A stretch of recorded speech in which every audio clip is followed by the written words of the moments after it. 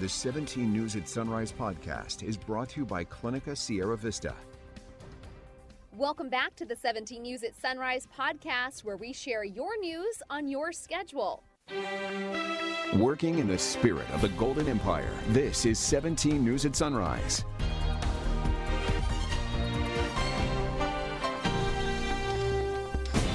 Good morning here at 5 a.m. Thanks for waking up with us. I'm Maddie Jansen alongside Chris Burton in today for Alex. World news now, and Russia's invasion of Ukraine is now in its 5th day. As Russian forces batter cities and villages in Ukraine, Russia finds itself more and more isolated from the world. World leaders are united in taking action against Russian aggression. NBC's Bree Jackson is on Capitol Hill with more. Good morning, Chris, Maddie. For the first time in decades, the United Nations General Assembly will hold an emergency meeting for all 193 nations. Officials say members will condemn Russia's invasion of Ukraine and vote on a resolution to hold Russia accountable. A country fighting for its survival as Russian President Vladimir Putin ramps up tensions with Ukraine, now putting his nuclear forces on high alert. We urge Russia to tone down its dangerous rhetoric regarding nuclear weapons. The world must take this threat very seriously. Russia denies its army is threatening Ukrainian civilians. The Russian army does not threaten civilians in Ukraine. It is not shelling civilian infrastructure. The invasion of Ukraine has world leaders united in pressuring Putin to back off. All of the EU and England closing their airspace to Russian commercial flights and sending unprecedented military aid to Ukraine. For the first time ever, the European Union will finance the purchase and delivery of weapons and other equipment to a country that is under attack. Here in the U.S., FedEx and UPS are halting deliveries to Russia, further isolating the country's economy. Lawmakers returning to Capitol Hill this week are vowing to pass a bipartisan plan to deliver nearly $6.5 billion in aid to Ukraine. It will be humanitarian aid, it will be economic aid, and it will be security aid. While also addressing Russian aggression. Everything that Vladimir Putin has said and other Russian officials has been propaganda, disinformation. So far, thank God, he's not thrown everything. He's not thrown the cyber attacks the way we expected. U.S. leaders and allies working as one to help Ukraine and its people.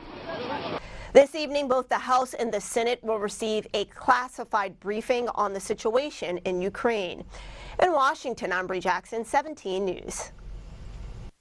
Meantime, Putin has ordered his country's nuclear deterrence to be on high alert, drawing criticism from leaders in the U.S.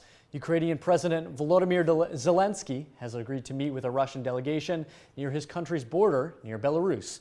The UN General Assembly also voted to hold a rare emergency meeting today. That's to discuss the crisis. Striking images continue to come out of Ukraine amidst Russia's invasion.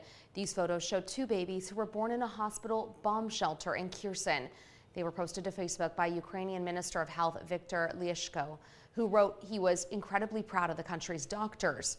Lyashko added that his ministry is doing the possible and impossible to ensure hospitals get what they need.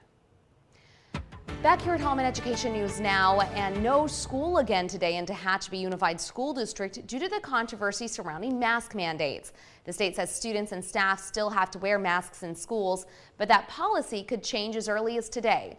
That's when California's Health and Human Services Secretary Dr. Mark Ghaly is expected to announce a date for the school mask mandate to be lifted. Until then, conflict is boiling over in some Tehachapi schools. The district canceled classes Friday and today because of hundreds of students refusing to wear masks, violating that state mandate. A statement released Thursday night says in part, staff and administration have been stretched thin in attempts to maintain a safe learning environment for students and staff. Some parents say they won't send their children to school wearing masks. My kids have never masked because they're on medical exemptions because I chose that wasn't best for my kids. But I think it should just be the parents' choice. And taking away school is not the answer. They've already been out of school for 2 years. Superintendent Stacy Larson-Everson tells 17 News about 400 of the school's 4,100 students refuse to wear masks. Administrators plan to reevaluate the situation today. Superintendent Larson-Everson says she hopes the governor will let parents choose whether their kids will put on a mask before going to class. The district says the canceled days will have to be made up in April. Your time now is 5:06. Governor Gavin Newsom will drop most of his COVID-19 related executive orders in the coming months. That's nearly 2 years after declaring California a state of emergency because of COVID-19. The Newsom administration Friday announced all but 5% of COVID-19 related rules will end between now and June 30th, but the state of emergency will remain. Right now, to shut down the emergency would leave the state in a situation where they couldn't run the basic programs that I think Californians are expecting the state to run for them. When we're at a point where those programs are no longer necessary to protect people, then I think they could be wound down. Of those rules that are winding down, 19 of them end immediately, including provisions related to state-owned property, EDD claim processing, and federal COVID relief funds. 18 will end in just a month on March 31st, including rules related to virtual meetings and teacher staffing. And 15 will end on June 30th, including rules related to telehealth. This will leave California with 30 emergency provisions in place that help with vaccines, testing, hospital capacity, and workplace safety. A state Senate committee March 15th will consider a resolution to end Newsom's pandemic-related state of emergency. And effective today, the Kern County Superior Court says masks will be optional but recommended for fully vaccinated people in all county facilities. Masks will still be required for unvaccinated people. Officials say in certain situations, some court employees may still be subjected to wear masks, and courts may designate areas where everyone must wear a mask regardless of vaccination status. The court also reserves the right to refuse entry to people who may be showing COVID symptoms. Recent public health data shows fewer cases and hospitalizations every week. No data came out last Monday because of President's Day. An average of 978 more people caught the virus each day data was given. An average of 120 people were hospitalized with more severe symptoms of the virus, and an average of 25 people were fighting for their lives in local ICUs. Public health learned the virus stole 6 lives. Now to Kern's sober reality with results from Friday night's DUI and driver's license checkpoint. Bakersfield police officers stationed themselves on Union Avenue near 3rd Street between 6 p.m. and 2 a.m. Officers say they screened more than 1,000 vehicles, detaining one driver to gauge their sobriety. No one was arrested for driving under the influence, while 23 were cited for driving without a license. BPD seized 28 vehicles, impounding 18 and returning the rest to drivers. If you see signs of impaired drivers on the road, you're encouraged to call 911. Detectives discovered 400 pounds of marijuana and weapons in a home in Delano. Back on February 7th, officers were called to a home on Asti Street for reports of a disturbance and child endangerment. When they arrived, officers found 2 guns, 1 stolen, 1 registered. They also found and seized over 400 pounds of marijuana, hundreds of rounds of ammunition, and cash. Ignacio Lopez Calderon was arrested on multiple felony charges, including child endangerment.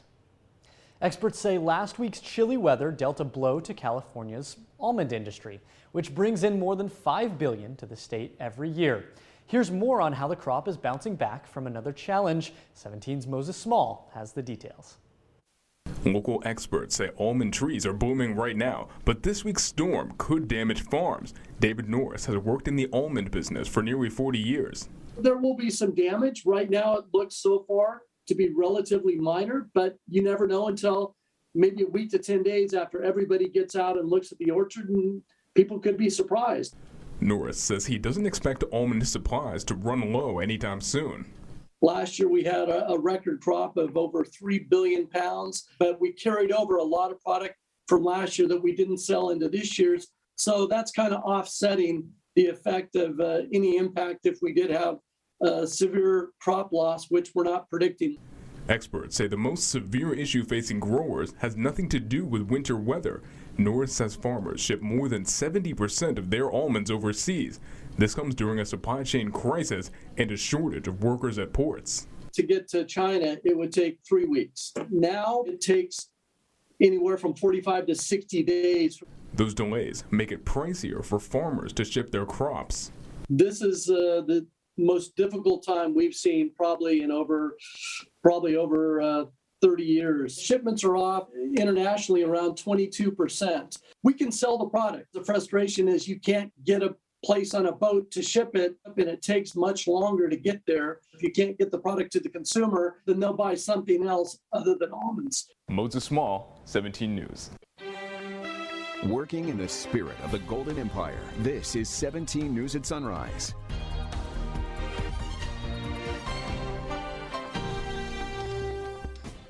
The 17 News at Sunrise podcast is a production of KGET and Nexstar Media Group. For more on all of the headlines in today's show, head to kget.com.